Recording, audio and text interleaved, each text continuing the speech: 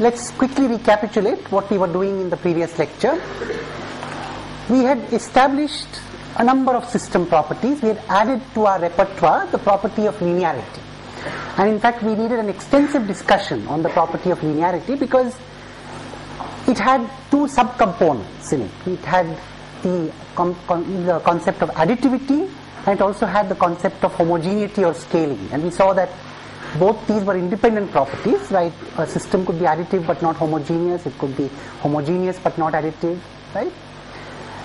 And in addition, we had four other properties, namely shift invariance, the presence of memory, all right, causality and stability.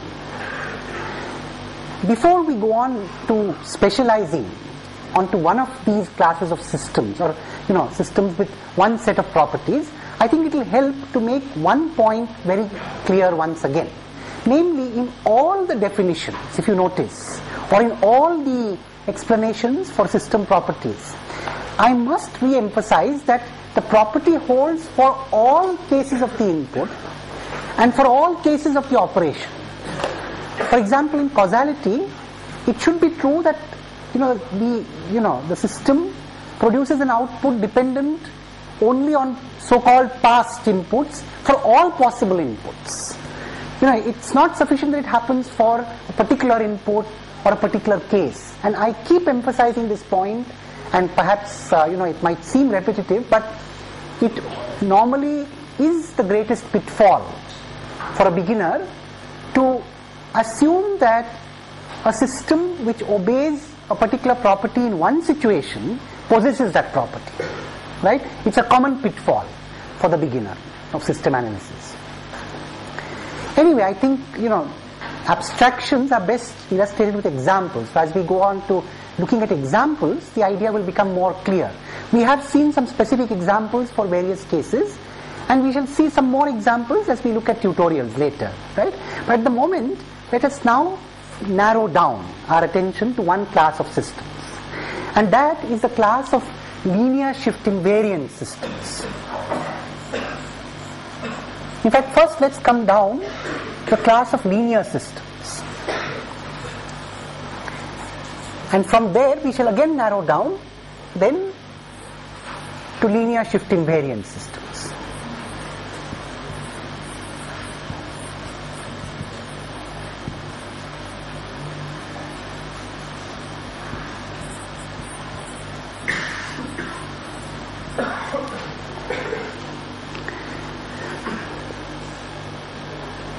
I must make a remark on why linear systems are so attractive.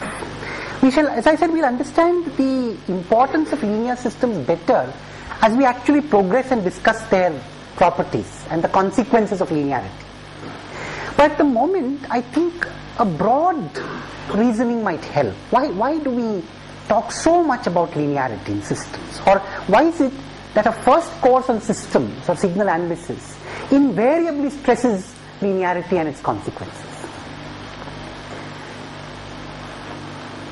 One of the reasons why this is not true is that physical systems behave in a linear manner.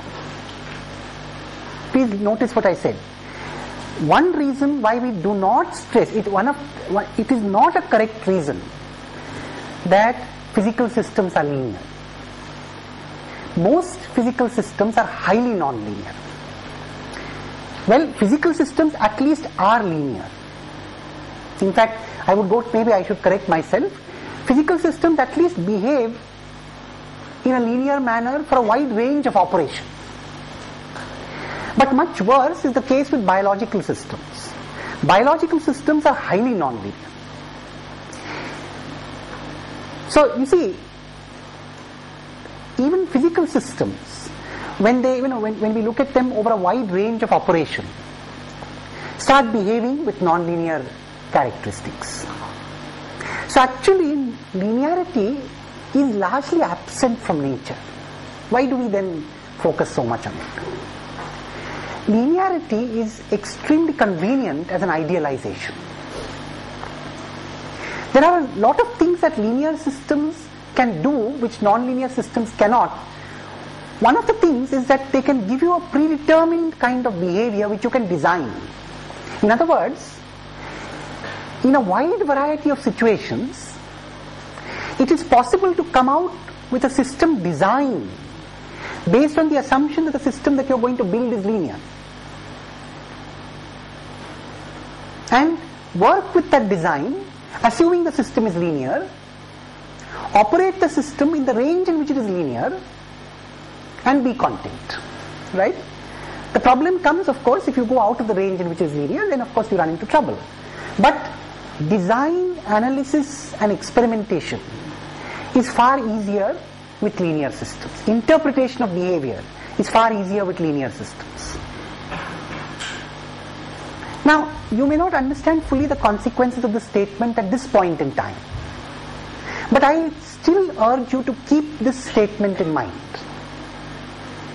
because otherwise we tend to study linearity blindly, and perhaps even the specific case of linearity and shift invariance blindly, without realizing why we are doing it and how true the assumptions are, and if they are not true, then why are we making the assumptions, right? So even though you may not quite understand the significance of what I am saying at this point in time, I urge you to keep this point in mind as you progress along your understanding of these systems. So now, notwithstanding whether these systems have an existence in the true sense in practice, we shall assume that at least they have an existence over a limited range of operations. There is a wide class of systems. Now let me say something positive. There is a wide class of systems that does behave very close to what a linear system would behave, but on a limited range of operation or within a certain limited range of error, right? So it is not unreasonable to talk about linearity, at least over a reasonable range of operation. So with that, little remark, let's look at linear systems in greater detail. Now we've already explained what linearity means.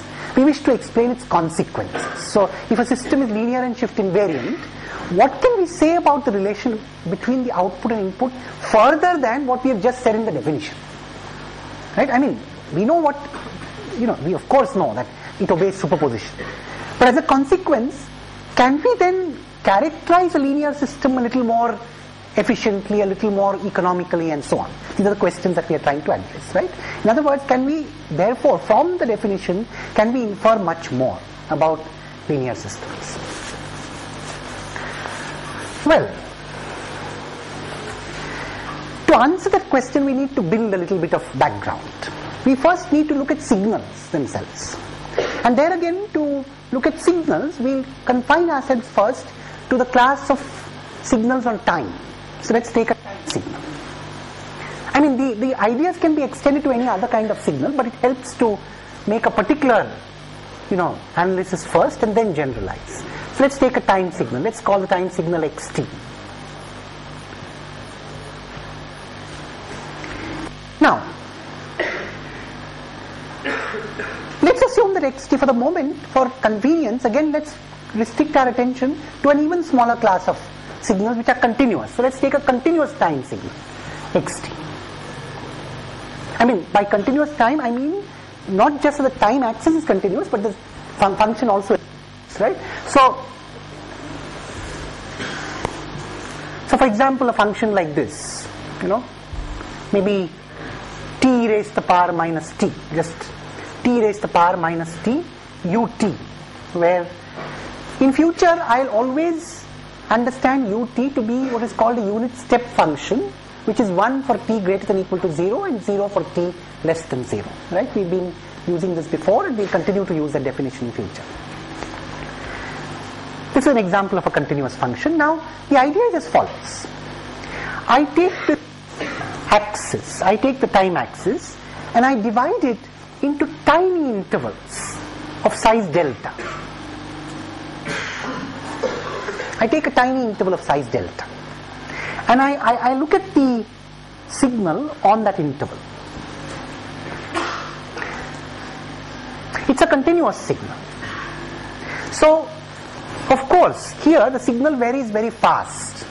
So I'm not satisfied with this delta in the sense that I'd like, in my range of delta, the signal to vary as little as possible.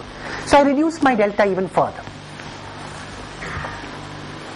so that the signal appears almost constant in that range. visualize. I mean, you give me a tolerance. You say my signal should not vary more than 10% in the interval, and I can give you a delta for it. If a signal is continuous, then give me a tolerance. Your adversary gives you a tolerance. He says 10%, you can come out with a delta which has signal variations less than 10% within the delta. Right? Now visualize the function of the following nature. Visualize a function which is constant over that interval of delta. I am blowing up the function. Now understand that this is independent of the value of delta, right? So I am blowing up the function.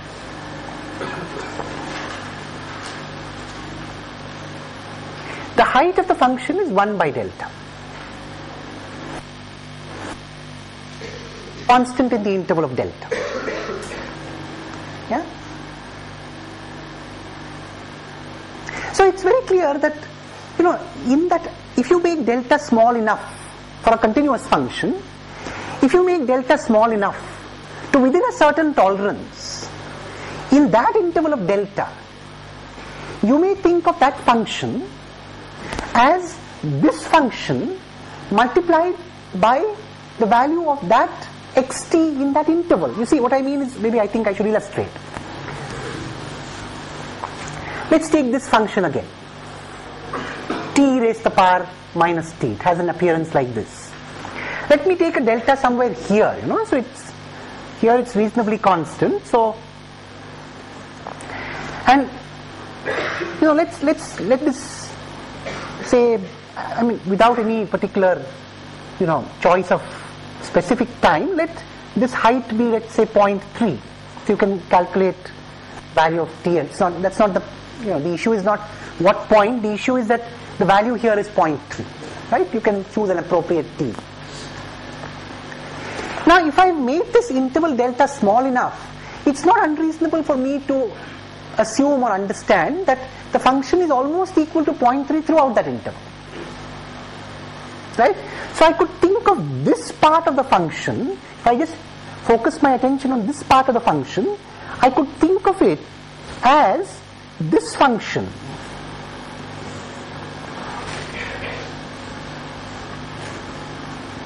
This function that I was talking about, with a height of 1 by delta and a width of delta multiplied by 0.3. So in that interval, it is meaningful to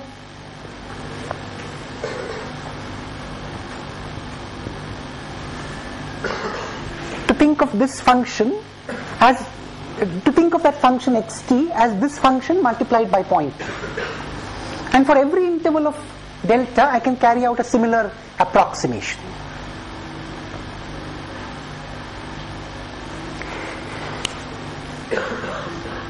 In fact, I'll go a step further.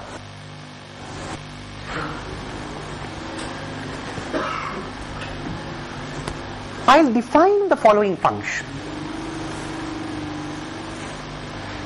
I'll define a function that is 1 by delta in height for the interval minus delta by 2 to plus delta by 2.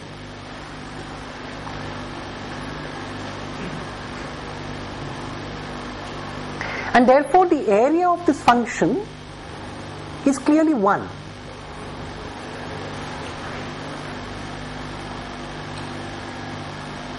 Yeah? We'll give this function a name. Now please note, you see, I'm using two deltas here. I'm calling this small delta capital delta of time.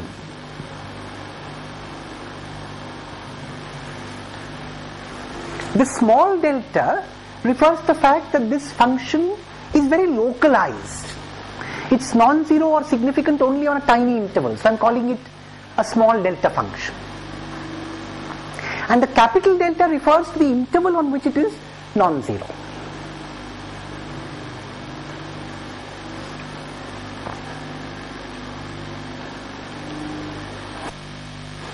Now, we wish to express what we just said verbally all this while in the language of this small delta, capital delta. So I'll for short call this delta delta t, right? So what I'm saying in the language of functions, in the language of mathematics, what I just said was, if I have a point t0 on the time axis, yeah, if I have a point t0 on the time axis, and if the value of the function naturally is x of t0 at that point, and of course we assume that the function is continuous, so there's no ambiguity about the value at that point, right? Then if I multiply, the idea is if I multiply xt by delta delta t minus t0. Now what is this function? What is delta delta t minus t0? It's a function that is 1 by delta in a region around t0, like this, right? It's 1 by delta from the point t0 minus delta by 2 to t0 plus delta by 2.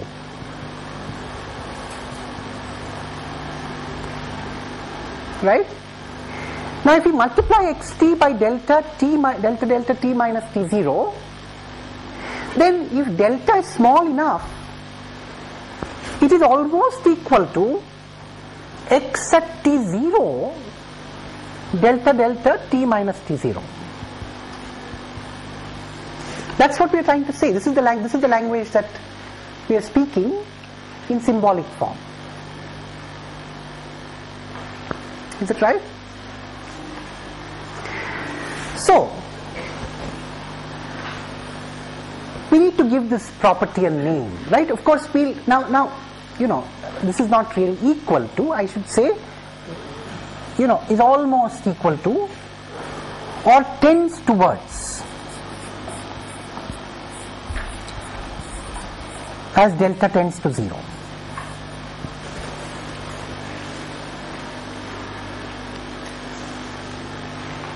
So as capital delta tends to 0, this happens, right? I mean, you have see what is this doing? Actually, you must be familiar with in common parlance, in common language. You must be familiar with the idea of sifting. I think in the Indian languages we refer to it as channa or sifting. You see, what do we do when we sift? Not shift, sift, right? What do we do when we sift? We have a lot of grain and we have some specific particles. Now we use an instrument that can separate a particular particle from the grain. It's called sifting or channa. Now in a sense, though there's no concept of grain and particle here, what this function is doing is really to pick out a value. Right? So the function delta delta, as delta tends to 0, is carrying out a sifting operation. It picks up the value of xt at the point t equal to t0 through multiplication. Okay? So this property is called the sifting property. So let's write it down formally.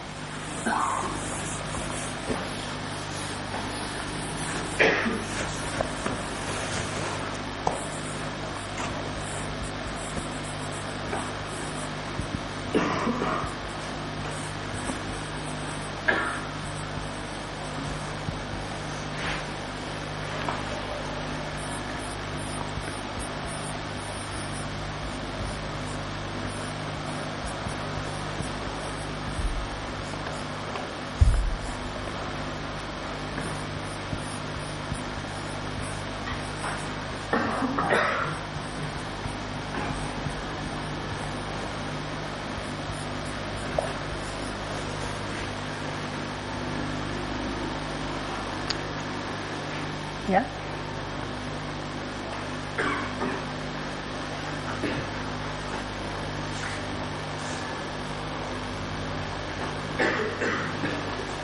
Okay? So it's called the sifting property. And we must remember the sifting property is a limiting property. It's a limiting property under two circumstances. One circumstance is that xt is continuous, right? So we have two conditions here to be emphasized. xt is continuous and capital delta goes towards 0. Now capital delta going towards 0 is counterintuitive, is surprising to us, because although it's not difficult to visualize the interval going to 0, it is unreasonable to visualize the height going towards infinity. Right? So we have a peculiar case here. We have we can't really call it a function, because in a function you need to have well-defined values, at least over the domain of interpretation. On the other hand, it is some kind of an object, a mathematical object, which does manage to perform a certain operation on a function, right? So we won't call it a function. This delta as delta tends to 0 can't really be called a function in the true sense. We'll call it some kind of an object, a mathematical object. This mathematical object has the property that as delta tends to 0, the area always remains fixed at 1, right? So in fact, if you happen to integrate this, right, that's the interesting part. So if you happen to integrate this integral xt delta t minus t0 dt and delta, I'm sorry, and if xt is continuous, then you can visualize, even though it's not easy to visualize what this is as delta tends to 0, it is definitely possible to visualize this integral as capital delta tends to 0. And that integral tends to x of t0.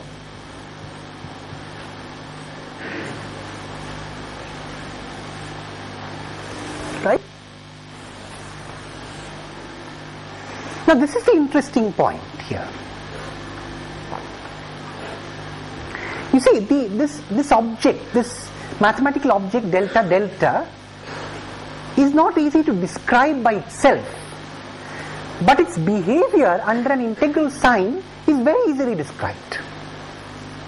In fact, this is even more like a sifting operation.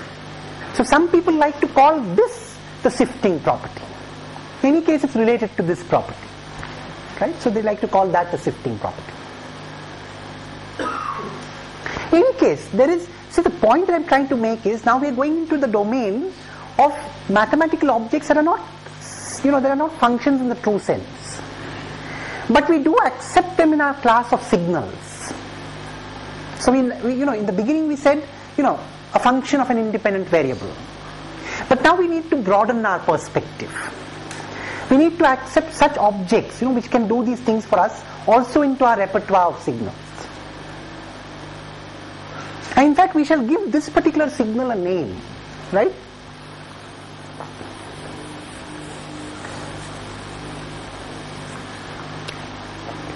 You see, it is very intuitive. We know very well the name of this signal.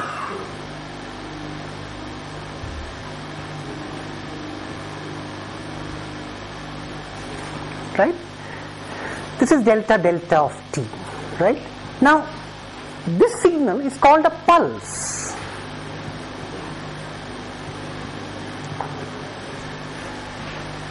This signal is called a pulse on an interval of delta, right?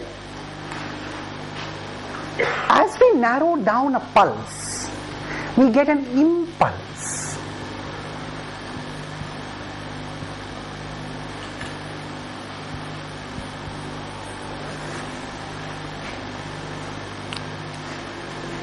So this mathematical object that we get by squeezing that interval delta towards 0 is called an impulse. The words pulse and impulse both have a significance even in common parlance. We call an action impulsive if it is generated by a sudden thought without much prior reflection, right? We call an event impulsive if it occurs suddenly without provocation. In a certain sense, that is exactly what is true of this signal or this mathematical object, right? It occurs suddenly without provocation. It suddenly appears, and the interesting thing about impulses is that they normally appear suddenly and disappear equally suddenly. That's exactly what's happening here, right? So that's the reason why this function is called an impulse, right? It appears and disappears suddenly. In fact, so suddenly in the limit that you cannot even gauge an interval. But then it has, the problem with impulses is they have a lasting effect. That's exactly what this object also has. It has a lasting effect. When a function is acted upon by an impulse in the way that we just described, and we integrate its effect, we are able to pick out a value of the function. So the existence of an impulse is for negligible time, but its effects can be for all time, right? Now this is a very interesting property of the impulse, and in fact this impulse is going to aid us in our understanding of linear shift invariant systems.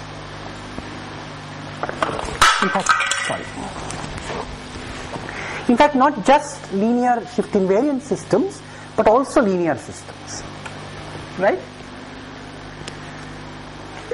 So the idea is this. Of course, the impulse allows us to sift. That is a property of selection. But one can also think of the impulse as allowing construction in the following sense. I have an arbitrary function xt. Go back to the function xt. Let's say t raised to the power minus t, right? I divide this. Now I again divide the axis into very tiny intervals delta.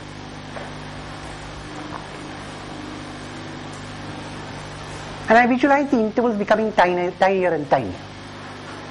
I pick any one particular interval here. I could think of xt as a sum of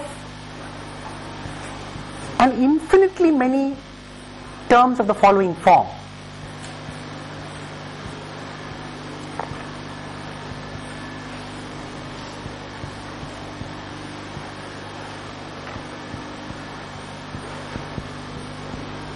In fact, I could say xt0 delta t minus t0.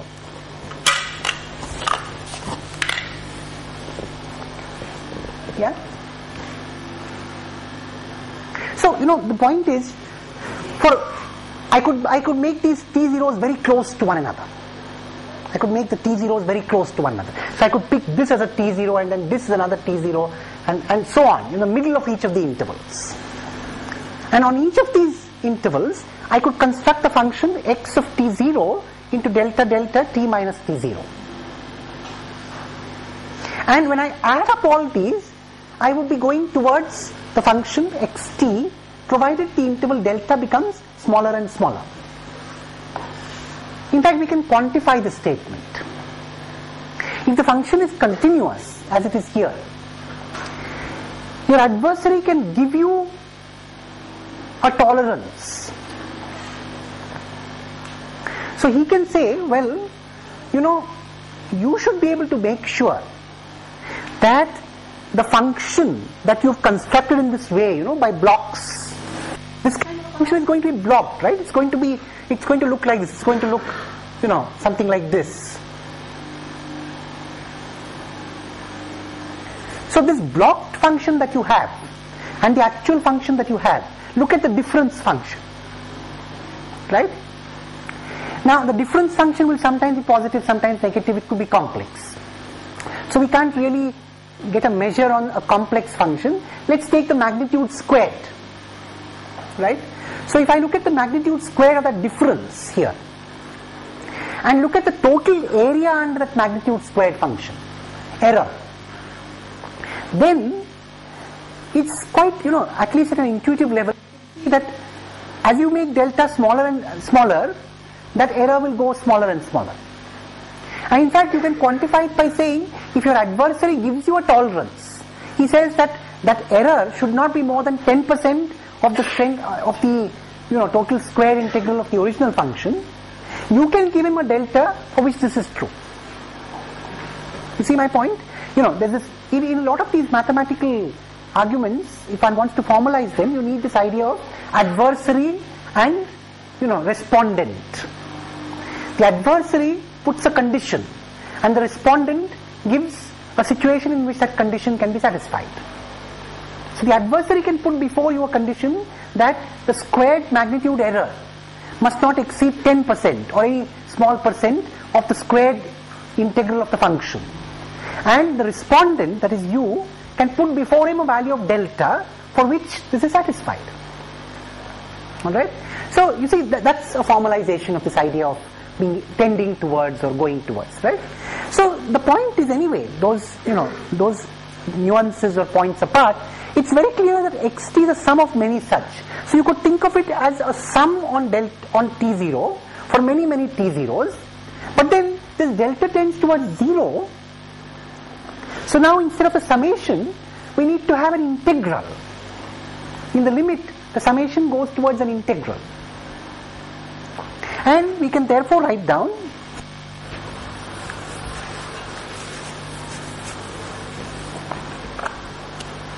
x of t is obtained as delta tends to 0 through the operation x at lambda delta t minus lambda d lambda. See, this integral d lambda is a replacement,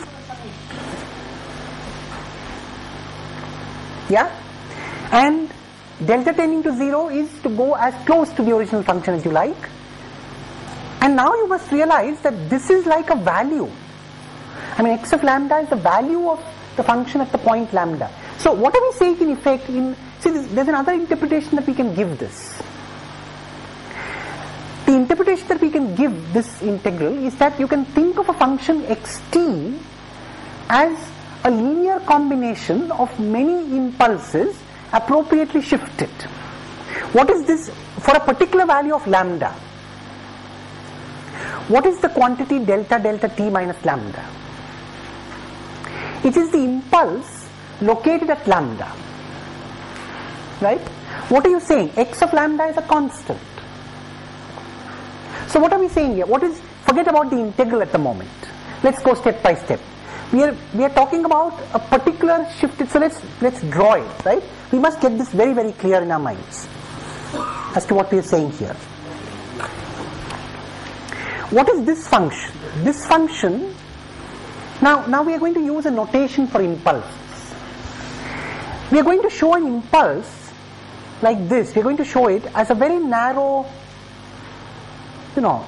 pulse with an arrow on top. That's an impulse. This is an impulse located at the point lambda on the t-axis. This is an impulse at lambda.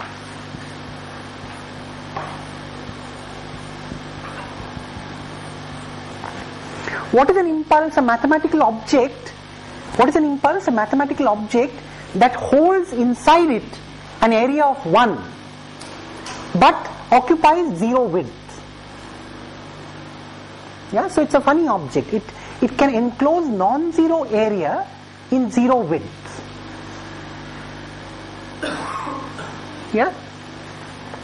Now this impulse is multiplied by x of lambda, and we use some terminology for that as well. We write x of lambda on top of this. That denotes the fact. Now when we multiply the impulse by x of lambda, what is the mathematical interpretation? The area which is held in that impulse becomes x of lambda. So the point is, we talk about the strength of an impulse. Here the strength of the impulse is x of lambda. Right? Now the idea is as follows. What we are saying in this is that you can think of a function as so many impulses all put together. You could start by thinking of it as many pulses put together, and as you make the pulses narrower and narrower, you think of it as many impulses put together. But there's a little nuance, or I would say a little detail, which we need not be terribly concerned about at the moment, but we must keep it in mind. You see, we are dealing with mathematical objects which are not truly functions. And just as, it's like this. If I have, see, the point is, I could have a beautiful embroidery pattern where I first have 4 pieces of cloth, right? On each piece of cloth I make a pattern, and I wish to put together the 4 pieces of cloth to make a composite pattern. That's what we are doing here. At every lambda we are making a pattern, and we are putting the patterns compositely together. Now when you put them together, there is some stitching to be done. There is some nice interfacing to be done. And actually that nice interfacing is done by the integral. It's a subtle point, but we must not forget it. That integral, that movement from summation to integral takes care of this nice stitching, which puts those patterns together and makes it the pattern xt. Yeah?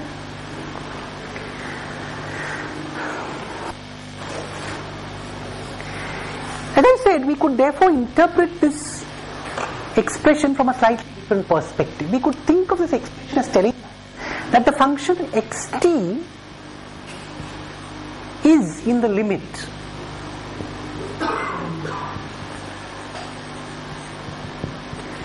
a linear combination of shifted impulses.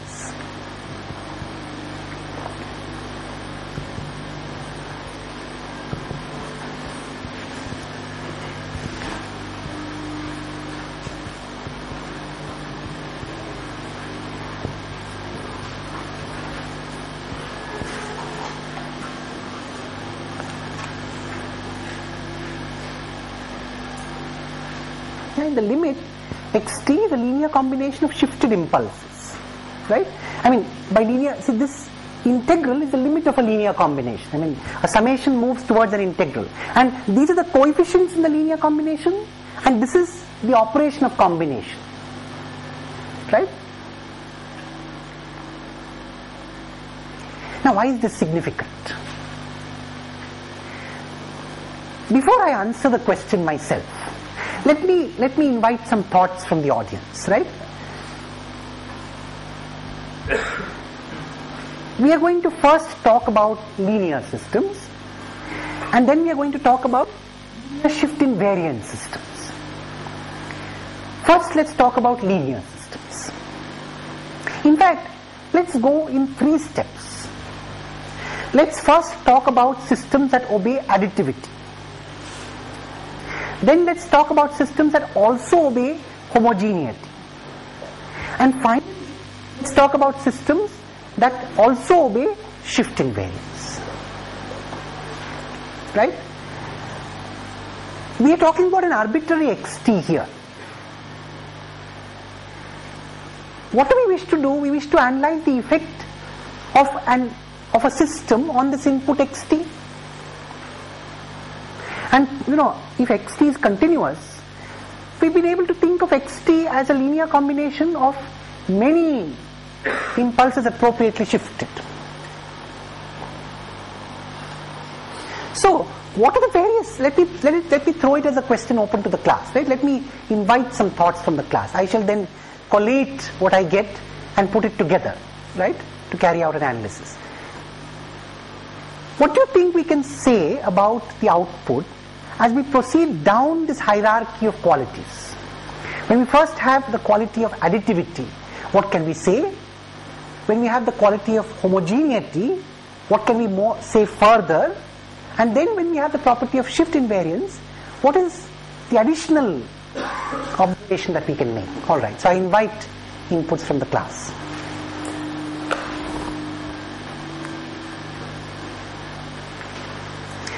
Alright, let's start. To make matters simple, maybe additivity is not so obvious. So let me put additivity and homogeneity together. Let me give you a hint. What we are saying here, forget about the linear combination. Okay? So if you talk about additivity, right, if you think of x lambda delta t minus lambda, think of this as a function. X as an object, right? As an object. x of lambda delta delta t minus lambda. Now suppose I knew the response to that, right? Suppose I knew the response of the system to this. Under the condition of additivity, what will I be able to, so that response depends on lambda, of course, right? And of course it depends on this constant also. If you don't know about homogeneity, it depends on what. So alright, so as I said, for the moment, to make your life easier, let me assume that the system is linear, so it's both additive and homogeneous, right? Now let me ask you specifically, suppose I know what the output is to this particular impulse. So I know the linear system gives me an output of say gt for the impulse located at lambda. Of course it must depend on lambda, so let me give it a name. So let's write down. So the idea is, suppose I assume that delta t minus lambda, of course now we'll already see, when I omit, now what we'll do is we'll omit the capital delta in future when we wish to refer to impulse, right? So delta t is just without the capital delta is the impulse, right? So delta t minus lambda, suppose delta t minus lambda is the input. This is a linear system.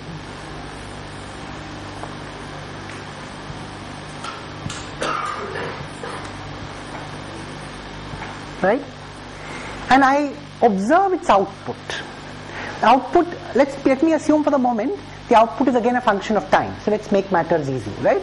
Let the output, of course, depend on time, but it also depends on lambda, because it depends on where you've applied the impulse, right?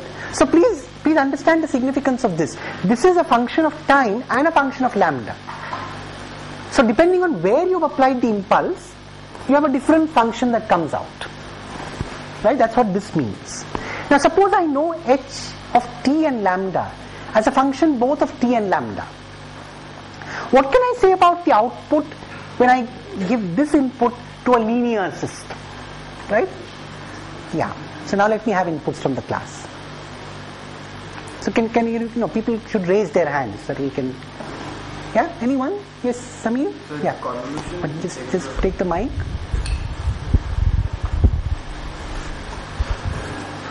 So if we know the output to delta, yes, for all lambda, we can use the shift invariance, the shift property to find out for any lambda, and as a result of which we can apply convolution and find out the result due to xt as a convolution integral of x and h. Okay. Well, let's not jump too far at the moment. We have not even talked about convolution. In fact, we don't need to bring it in here at all, right?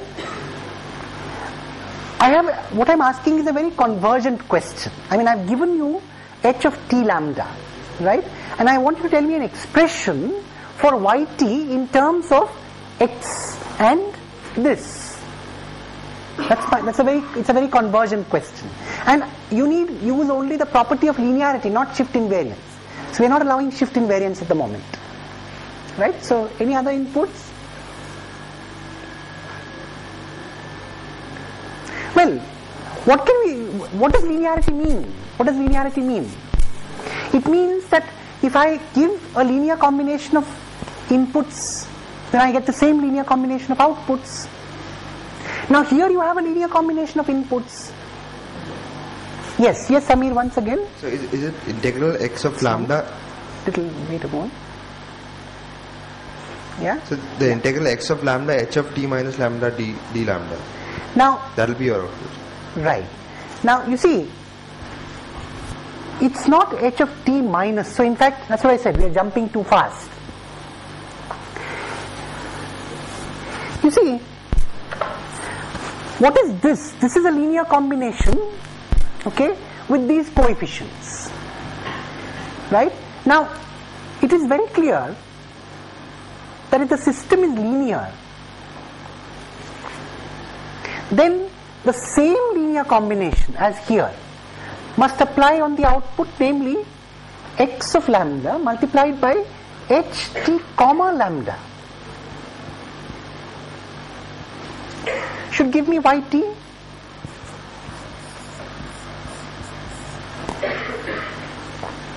Is that right? No? To how many of you is this not clear? Let me see. Clearly raise your hands. That should also reflect. Yeah, why don't you know, it's a large number of people, right? It's not clear. Yeah. Now what are we saying here? Now how far? Now keep interrupting me where it's not clear, right? So I'll start from the beginning and we'll reason out once again, and interrupt me when, so raise your hands when you come to a point where you don't understand what I'm saying. Do you all understand the meaning of ht lambda? What is, okay, let me ask the class. What is the meaning of this h of t comma lambda? Let me ask the class. What is ht comma lambda? Yes, Uday. Yeah, yes, Uday. So it is what this. Yeah. So it is what the system does to delta t minus lambda. It is what the system does. That's perfectly correct. It is what the system does to delta t minus lambda, right? What does it mean? It means that, you know, there is an impulse applied at the point t equal to lambda. That impulse results in an output signal. The output signal is h of t lambda. Now the output signal depends on lambda. For different lambdas, the output signal is different. Right? Alright, that's h t lambda. Now, what does this statement mean? Let me ask the class, what does this statement mean in the language of linearity or in the context of linearity? Yes, Amir. Yeah. What does this statement mean in the context of linearity? You have to speak a bit loudly, right? Even though you might think it's better, speak loudly. Yeah. So we are having a linear combination of different deltas having coefficient x of lambda. So it's addition.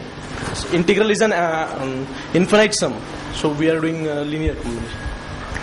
That's correct. That's right. Right? What we've done. So what we've done here is to combine linearly the different impulses located at different lambdas. And combined linearly is not, as MA says, there is first a scaling and then an addition. There is a scaling by the factor x of lambda and then an addition over all the lambdas. And this addition, because lambda is a continuous variable, goes towards an integration. That's the interpretation of this expression. Now how can we exploit linearity? What does linearity tell us? Linearity tells us that if I have a linear, if I know the outputs corresponding to a set of individual inputs, now I know the outputs corresponding to each of these delta t minus lambda. Right? I know the outputs ht lambda corresponding to each of them for different lambdas. Right? And I know that the system is linear. So what can I say? If I make a linear combination of these, if I make a particular linear combination of these, the same linear combination of the corresponding outputs results. Is that right? The same linear combination of the particular outputs results. And that's what we are saying here. If you look at it, these are again to be understood as coefficients in a linear combination. So this is the output corresponding to this, right? So this one multiplied by the corresponding coefficient and combined is the output corresponding to the composite signal xt. A consequence of linearity. Right? Is that fine? Now, any questions on this? Because these are very, very important steps. These, what we have just written down, are extremely important steps. And these concepts need to be used again and again in the analysis of linear systems. In fact, this is a very strong statement we have made. If you look at it, it's an extremely strong statement. It says that I can characterize a linear system completely by looking only at its outputs to impulses located at various points. Can you see that? What we are saying is that if I look at the output of the linear system to impulses located at all possible lambdas, I keep shifting the impulse, recording the output, shift the impulse, record the output. If I record all these outputs, ht comma lambda, it enables me to construct the output for any given input. It's a very strong statement for linear systems.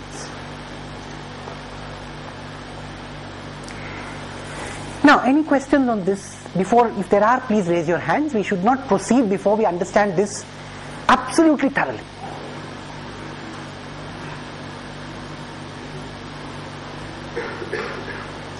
Yeah, it's very important because this is a place where, a lot of beginners in signal and system analysis stumble, because if this is not clear, then we don't understand clearly what follows from here. This is an extremely important conclusion in signal system analysis, linear system analysis, and it needs a very deep understanding, right?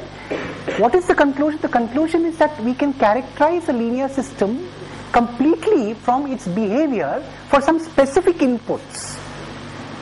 In particular, one class of specific inputs is a set of impulses located at various points lambda. Alright? Any questions on this? Yeah, no questions at all. Is it absolutely clear now?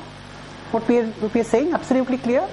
Right? Is there any doubt at all? No doubts at all? Yeah? Alright. In that case, then we'll go further. We've assumed linearity. Now we'll also add to it the shift invariance property.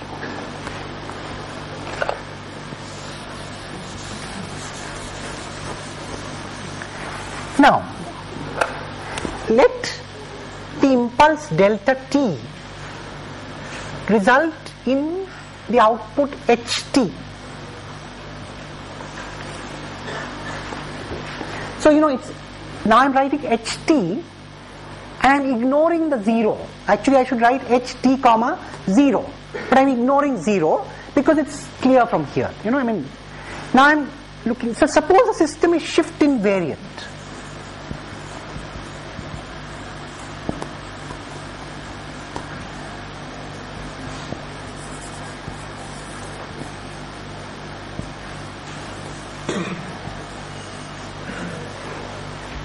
Suppose the system is shift invariant. What can I say about the output corresponding to delta t minus lambda?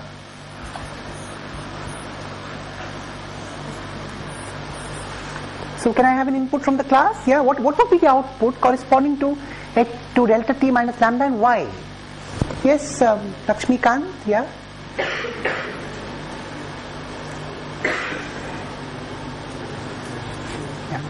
Quickly pass the mic to him. So what can I say about the output corresponding to delta t minus? No, 1 minute. Let's answer this. What is the output corresponding to this? That's right. So it is h of t minus lambda. Why so? Yeah. So knowing the output at one of the impulses, we can calculate the output on the whole region over which the input is defined. Very good. Yeah. Excellent. Yeah, very good. Very good indeed. So let me summarize the response given. If I know the output corresponding to the impulse at 0, that means if delta t results in h of t, then the impulse located at lambda, delta t minus lambda, results also in h of t minus lambda. What is h of t minus lambda? H of t shifted by lambda. And as Lakshmikant correctly said, it tells me then that if I record the behavior of the linear system when the input is an impulse located at 0, it tells me everything about the linear system. In fact, what this says is that the output can now be computed as follows.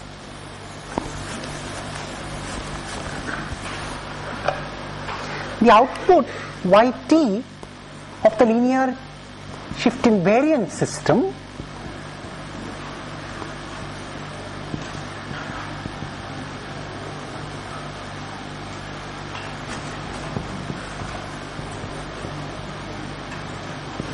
can be computed with x of lambda, h of t minus lambda, d lambda. A very, very important conclusion.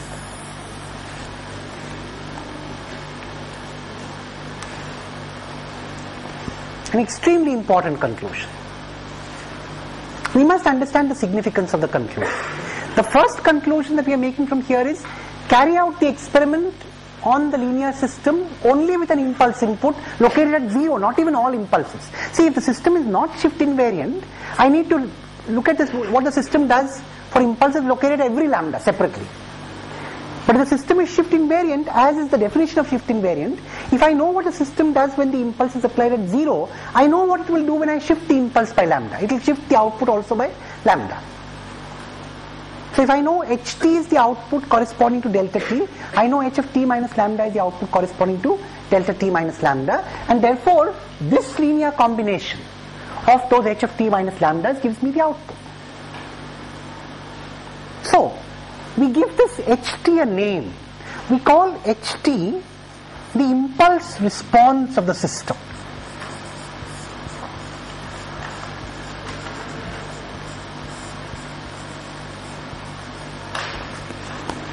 We call ht the impulse response of the system for obvious reasons. It's the response to a unit, actually we should say unit impulse response.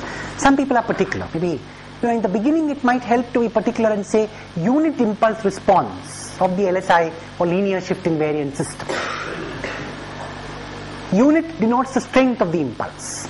So if I apply an impulse located at 0 with strength 1, that means with an area of 1 capsulated inside, right? And I record the output ht. This ht is a unit impulse response of the system.